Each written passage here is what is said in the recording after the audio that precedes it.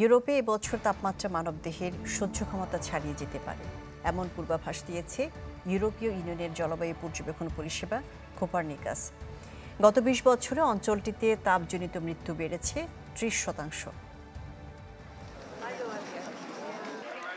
গেল বছর ভয়াবহ তাপপ্রবাহের সাক্ষী হয়েছিল দানিউবের তীরের দেশগুলো। এবছরও অঞ্চলটিতে দ্রুত বাড়ছে তাপমাত্রা। বর্তমানে দ্রুত গতিতে গরম হতে থাকা অঞ্চলের মধ্যে শীর্ষে Europe. Walton air conditioner exchange অফারে স্প্লিট এসিতে ২৩,০০০ টাকা পর্যন্ত নিশ্চিত ছাড়। ইইউ এর জলবায়ু পর্যবেক্ষণ পরিষেবা কোপারনিকাস বলছে, আগামী কয়েক মাসে যে তাপমাত্রার মুখোমুখি হতে যাচ্ছে ইউরোপের বাসিন্দারা, তা মানবদেহের সহ্য ক্ষমতার বাইরে। গেল বছর যে তাপমাত্রা দেখেছে বিশ্ব তা ছিল নজিরবিহীন। ইউরোপের ৪১% অঞ্চলের তাপ ছিল নিয়ন্ত্রণের বাইরে। রেকর্ড শুরুর পর এটি ছিল উষ্ণতার সবচেয়ে তীব্র নজির। সংস্থাটির পূর্বাভাস, এবছর বাড়তে পারে তাপমাত্রাজনিত মৃত্যু, বিশেষ করে যারা কার্ডিওভাস্কুলার রোগ এবং ডায়াবেটিসে ভুগছেন।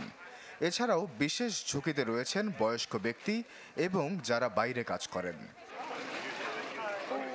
গেল বছর স্পেন, ফ্রান্স, ইতালি এবং গ্রিসে তাপমাত্রা অনুভূত হয়েছিল ৪৬ ডিগ্রির বেশি। সে সময় তাপজনিত রেকর্ড পরিমাণ মৃত্যু দেখেছে ইউরোপ। ইতালিতে স্বাভাবিকের তুলনায় প্রাণ গেছে ৭% বেশি মানুষের। দেশটিতে মৃত ব্যক্তিদের অধিকাংশই ছিলেন শ্রমজীবী মানুষ, জানায় কোপারনিকাস। আবহাওয়ার এই বিরূপ আচরণের জন্য দায়ী গ্রিনহাউস গ্যাস। এটির নির্গমন নিয়ন্ত্রণে আনতে প্রয়োজন বড় অঙ্কের বরাদ্দ।